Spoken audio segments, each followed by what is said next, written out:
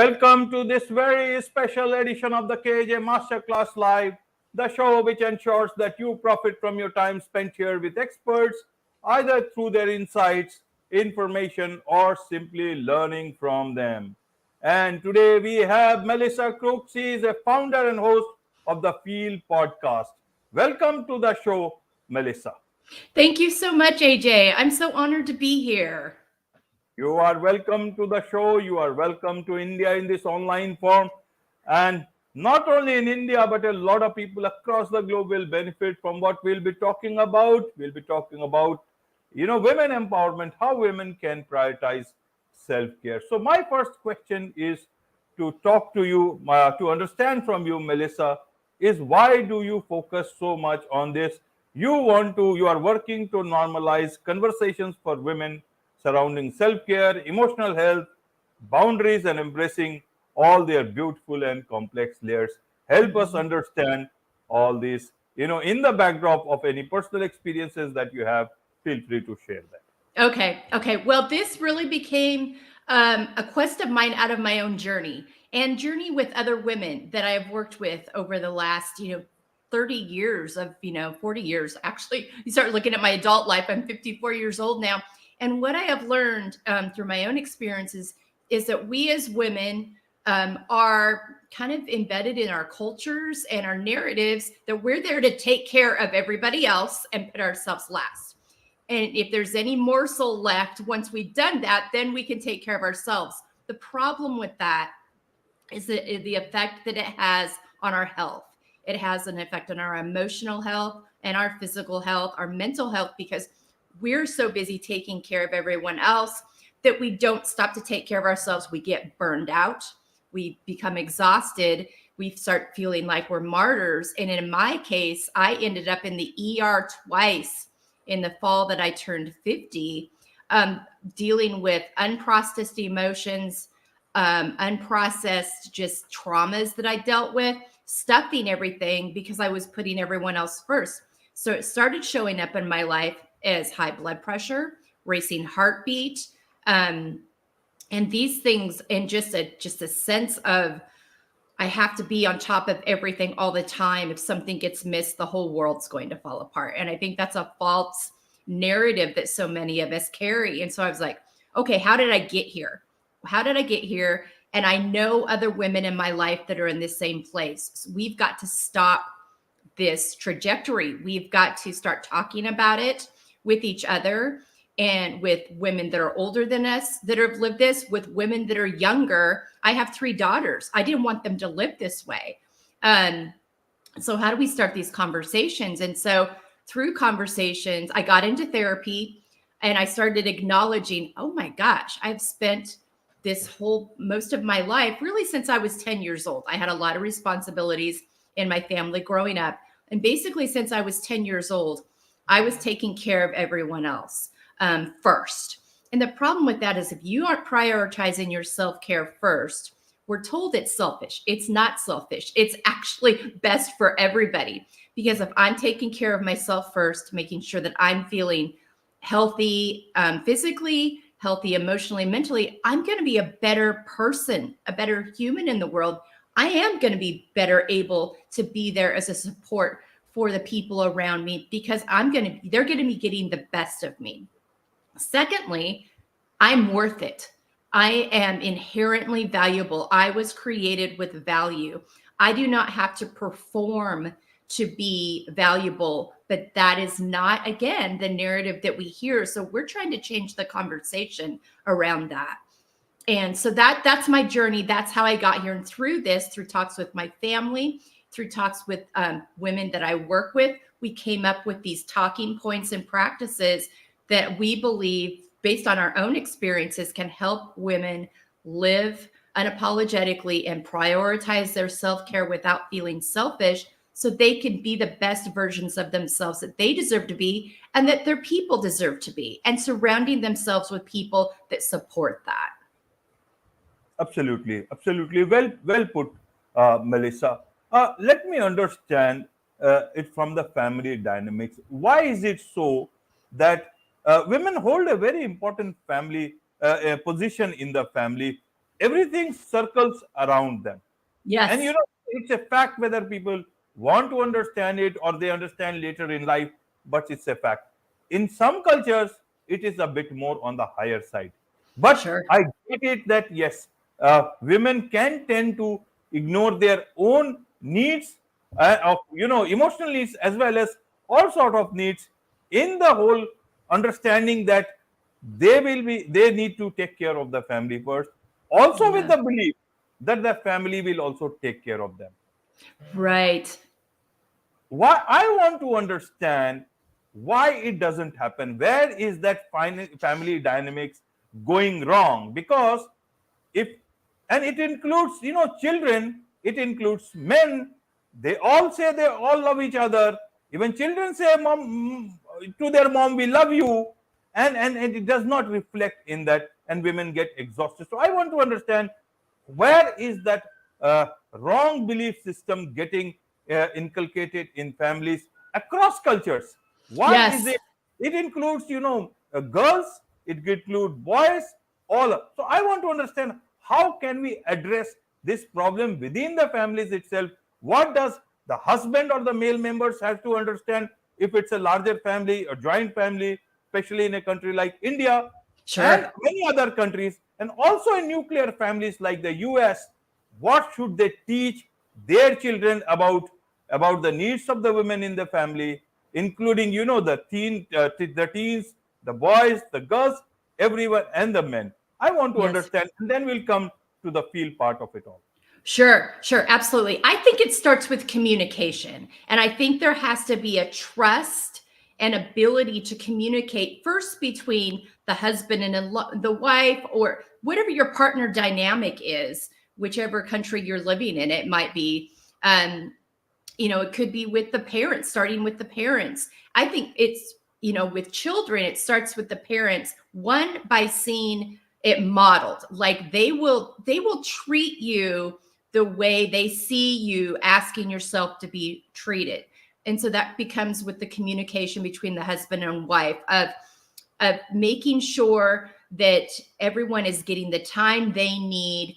The husband being attuned to the fact that my wife might need a half hour this morning to herself before the day starts. So, how can I honor that? But it's also on the wife to communicate that need. But again, that's where the trust is. She has to believe that she's going to be heard and trusted. So the husband can show up and be like, how can I support you this morning, knowing that you have a full day ahead? Or how can I support you today? Maybe she is not a morning person like me. So maybe it's at lunchtime, but just making sure she's aware and feels supported in doing whatever she needs to do, whether it's journaling, whether it's your tea or your coffee and some quiet time and meditation, and just being, sitting outside, being alone, listening to the air. I start the day with my coffee and writing down my feelings and emotions so that I know where I'm at in the day, what kind of self care I might need. But I have the support of my husband. And I will tell you, for me, my husband was telling me for years, you need to prioritize yourself. But because I didn't hear that narrative as a child based on the faith space and family dynamic I grew up in, it took a long time for me to actually believe that. So it's a two part. The husband and wife communicating well and feeling supported that she will be heard and that it's understood that her work, whether you're working from home or you have a job, that hers is work too, taking care of the children and the duties around the house, and that she needs some time too. And it's too, if the children see that modeled, then they're more likely to treat their mother that way, and then grow up either as girls feeling empowered to do it, and as boys, as husbands, that they become feeling like, I need to make sure my wife feels supported in this because I saw my dad supporting my mom in this. And this can be true across partner spectrums. It doesn't have to be, mom and dad. It can be parents. It can be moms and moms, dads and dads. I mean, we're talking to the whole world here, but it really starts between those partners and those parents, I believe, in that communication and trust, feeling like you can. Absolutely, absolutely, Melissa. So, for the general understanding of a lot of people, they get so ingrained in this family affairs that they don't even understand what this self care is all about. So Yeah. for the simple people, for people in smaller areas who are for them, or even the larger areas where family is the priority, how should especially women take self care about what is this self care all about, and let others also understand about the self care needs of women. Also, at the same time, women, several of them, I don't want to generalize it, they tend to somehow, tend to go for this word called doing things a bit more perfectly than a lot of other Mm. people. Hmm. As I said, and in that perhaps way of looking at things, you again don't tend to find that time for yourself. Another thing is multitasking. You want to do Yes. several things at the same time, which is these are things where the way God has made you, it is the Hmm. nature that has made you. You have not done, except that now you have to calibrate it. Third thing is, now you Yeah. are you are working. A lot of women are into the workforce, and that thing has come as an extra thing now, that you have to take care of the family, you have to go for the work. The demands of present day work are too high, and that is where, so I Hmm. want to understand, amidst all these things, what does self care mean for all people, especially women, in all corners of the world? I think it means whatever it is that makes you feel rested or fulfilled. And if you don't know what that is, there's some practices that you can do, because so many women are running so hard. If you would have asked me this 5 years ago, I'm like, I have no idea what I need to do to feel better. And it's also a time thing. Sometimes you might be doing this driving in the car when it's just you, dropping the kids off or picking them up or going to work. You might be doing this like night or in the morning. But if you don't know what it is you need, start out by writing down 5 things that really nourish you. What are 5 activities that nourish you? Think of that thing. Is it a walk in nature? Is it listening to calming music? Is it a rigorous, workout? Is it going for a swim? What is it? Is it having lunch with a girlfriend or any kind of a friend and catching up? What are those things? Write down 5 things that nourish you. That will then help you. I'm like, that's where I start my self-care. Those are the things that I need to incorporate in my life. It doesn't mean you incorporate all 5 of them every day. You might just have time for 1 or 2, but start with writing down those things that make you feel good. And that will really inform, I for me, your self care. The other thing you can do is write down all of your emotions that you're feeling when you wake up that morning or before you go to bed at night or even the middle of the day at lunchtime. What am I feeling right now? Because I think that will help identify too what it is you need that day. I'm feeling excited. I'm feeling anxious. I'm feeling worried. I'm feeling happy and joy. The other things, we can feel all these things at one time. I think as women, we try to we hone in on one emotion and then we bottle up the rest. Allow yourself to feel everything. Those are clues, because we have to also listen to our bodies. We as women are not, I think, trained to believe that we can trust ourselves. But our bodies will tell us what we need. So if you're feeling extra tense, maybe you need to go for a walk. Maybe you need to stretch, do some yoga, listen to some relaxing music, do some breathing. If you're feeling very tired, maybe you need a 20-minute power nap. And you can even put it on your alarm, but write down those things that nourish you and write down how you're feeling, and that will inform and give you a place to start for your self care. Right, right, Melissa.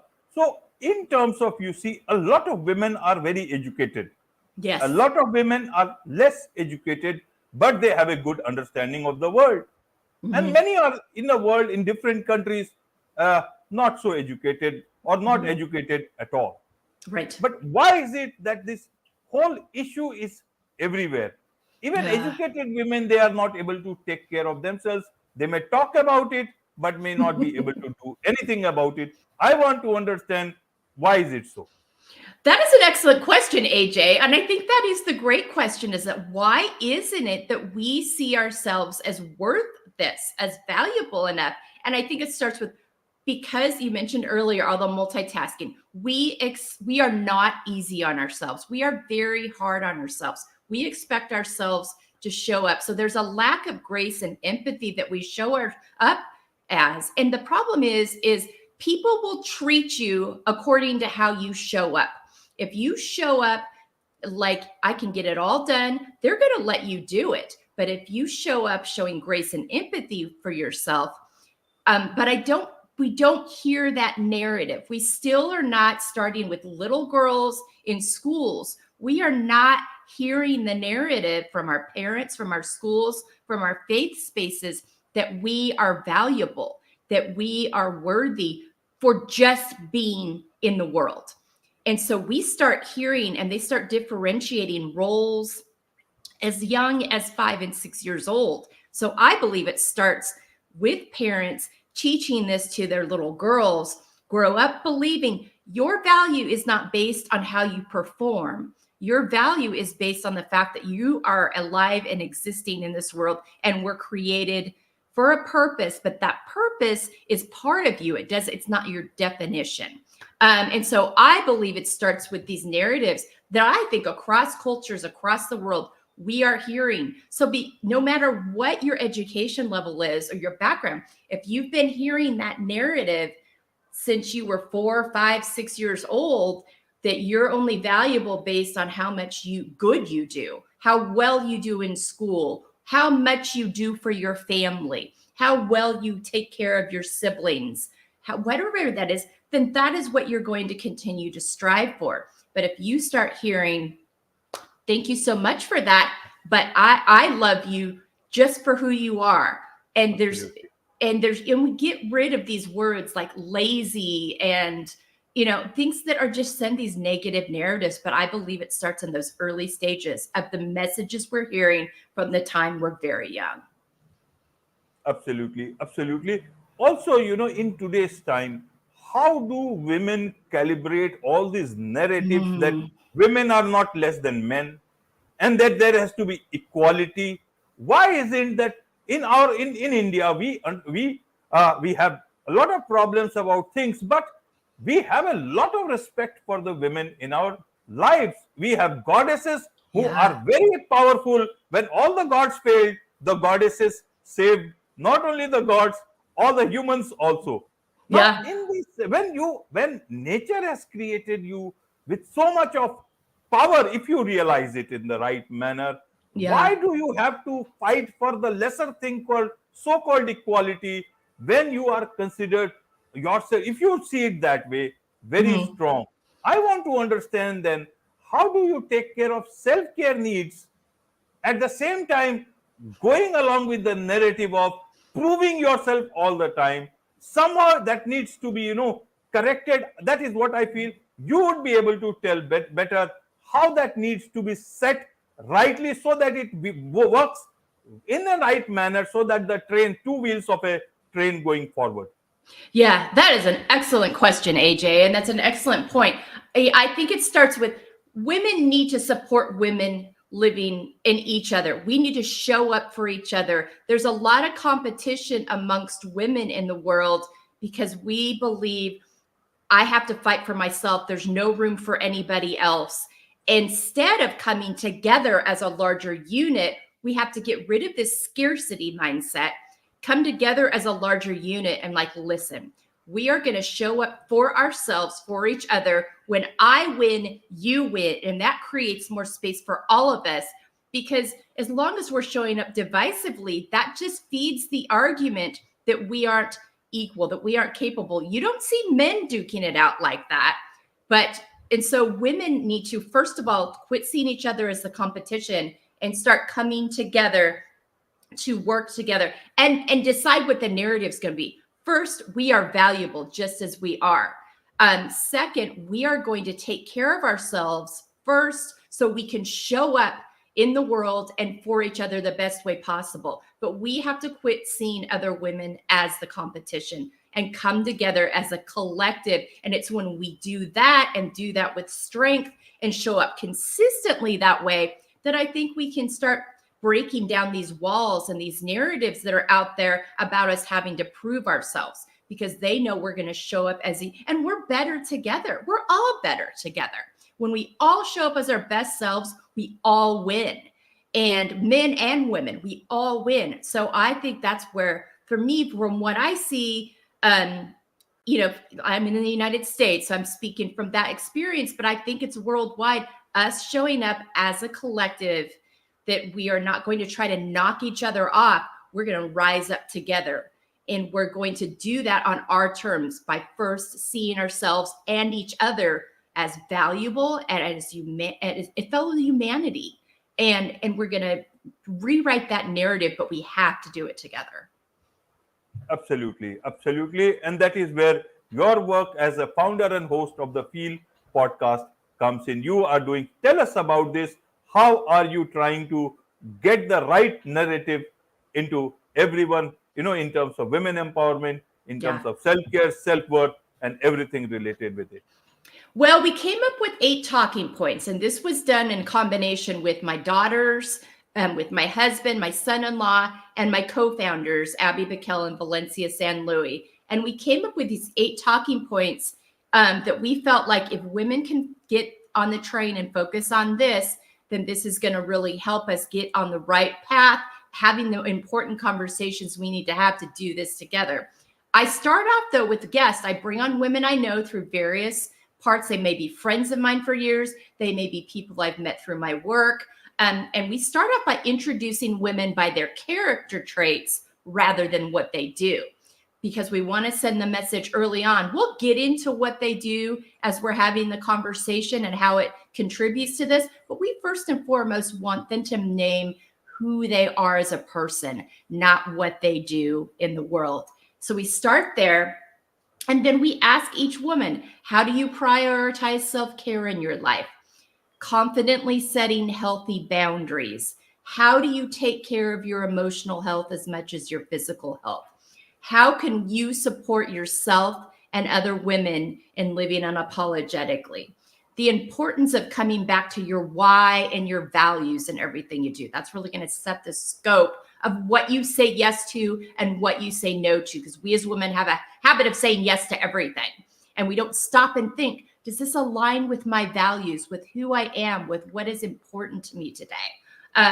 We talk about living out of our own expectations versus others. So we're like, I'm not asking you what your family expects of you. I'm not asking you what your husband expects of you. I'm asking you about what you expect of you, and to define that and then communicate that to the people that you're in contact with, your family, your coworkers, your children, your parents. And then we talk about, and this to me is key. This to me is the key to everything. Accepting the layered aspects of ourselves. That is accepting all the parts of who we are, all the parts we love, all the parts we don't love so much, the mistakes we've made, the victories, accepting all of those as who we are, as part of our life's journey, and without disdain or, taking those things and realizing that it's all part, that we are not perfect, that we don't expect others to be perfect. So we should not expect that of ourselves. If you can see that intrinsic value, you're more likely to go and do these other things. You're more likely to see yourself worthy of healthy boundaries in relationships in the workplace. You're more likely to see yourself as worthy of trusting your body. Your body will tell you when things are off kilter. You will feel it. You will know when, whether it's the headache that you have from the stress you've been under, or the stomach ache, or just this tenseness in your body. Listen to that. That's going to tell you, but we have to think that we're worthy of that. If we keep thinking, I don't have time to listen to my body, I just have to keep going, or I'm going to disappoint so-and-so, that's the road to nowhere. So we have to see the value and communicate that. Again, if we're doing all this in our head and we're not communicating that to the people in our lives, then it's going to be hard to change anything. But it's having these conversations and then talking about, and all of the women that are on our podcast, none of them, including myself, none of them have arrived at this. None of us are perfect. We're all in process, but we're sharing our resources with each other on how we do these things. And so the hope is when women are listening to our podcast, they will hear something that helps them. And then those resources are shared on our website for them to go back to, like, oh, I listened to that episode last week with Rachel Lavin, and she had some great tips on what she does for her self-care routine each day. That really felt like something I could do.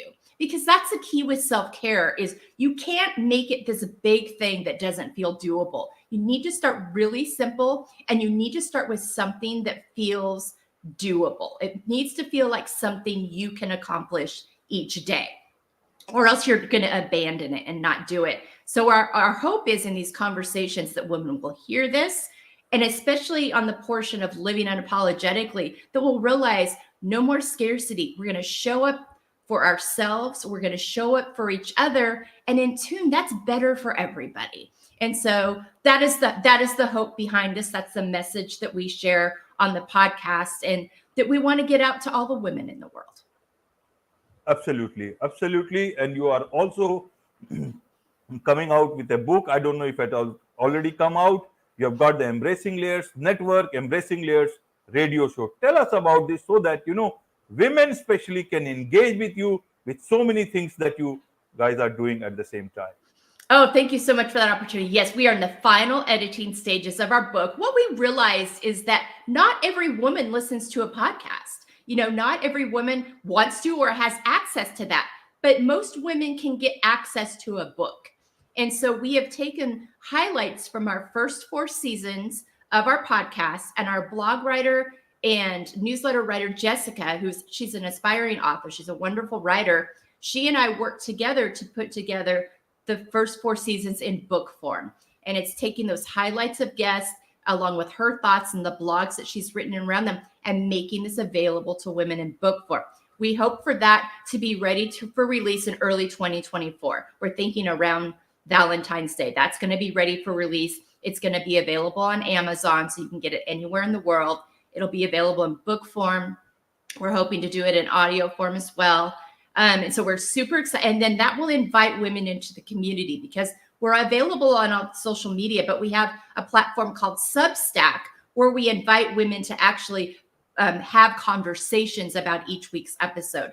There are engagement pieces where they can listen and then engage in a certain way based on what that person has talked about. So that's where you can really, that's the purpose of the book. And then the other exciting opportunity we have that we're starting to work on, and I'm in the process right now of reaching out to partners about this, is we will be launching in partnership with 360 Talk Radio for Women and Lori Carice, her great radio show app that has over 5,000 subscribers. It reaches more than 50,000 people worldwide. And we will launch that on January 1st. We're going to kick off the new year strong. And each Monday, we will have a 6-hour time slot where we will talk about, with other women, what it looks like to embrace all of our layers and to embark on this journey that we talk about. But we're going to bring on guests that we've had in the past that are specialists in different areas, and they're going to get their own hour to talk further. So if there's a guest that you really liked, that you really connected with, that guest is going to, if she would like to have this opportunity, it's going to have an hour on our show to share more. You can learn more about her. But so I'm going to start off every hour each week, kicking off that hour, talking about what each week's theme is going to be. So in that new year, we're going to kick off our theme with, instead of New Year, New You, it's going to be New Year, Take Care of You. And then we're going to have, I'll talk about that. And then over the next 5 hours, we'll have guests that come on to talk about ways that you can take care of you in the new year and make that a priority. And then we'll go from there with each week's theme. But we're super excited. It's a whole new avenue. Again, just like the book's a different medium, this is another medium, a radio medium. It's on an app, a whole different way to get our message out to people. And then invite them. We'll be inviting them in to go to back to the podcast. Like I said, a lot of our guests that will show up on there will have been guests on our podcast. So if they like them, they can go back to the podcast and learn more about them. But it's just another avenue and reach for us to not only share, but what I'm excited about this is it's a perfect example of how when women work together, we can do so much good. So I get to invite all of these friends of the F.E.E.L podcast in to do this with me. And it's just such a great example of what collaboration looks like. Wonderful, wonderful. So for those people who would like to learn more about this, for those women, especially if they want to connect with you and get that feeling of much more support, get your message across. So what is the best way for them to do so? The best way is to go on to embracinglayers.com. And it's just embracinglayers.com, all one word. And that's our website. And that's where you find everything. That is where you find our episodes. You learn about my background, our team's background. I'm also available to do public speaking. So if you want to hear about these talking points or anything you've heard on here today, I can come speak to your group. You can pick just one talking point, or we can talk about them all. I leave that up to the people that I speak with. So I'm available to speak. So we have a connect page on there that you can fill out to have me come speak to your group or be on your podcast. Or if you want to be on our podcast, there's blogs, newsletters, there's sources on how you can do these things, access to our newsletters that have more information about how to do this, how to follow us on social media. It's all there. So embracinglayers.com is the headquarters for where you can find all of that. And we're very active on socials, and there's a link tree on there to show how you can participate there. But that's the simple one-stop shopping, so to speak, to find out about everything we do and get links to everything. And then our podcasts are available on all the platforms: Spotify, Apple Podcasts, Amazon Music, iHeart, those kinds of things too. But embracinglayers.com is the place to go for everything, all in one place. Absolutely, absolutely. With this, it's a wrap on this very special edition of the KAJ Masterclass Live. Thank you so much indeed for joining us. Oh, thanks so much, AJ. This was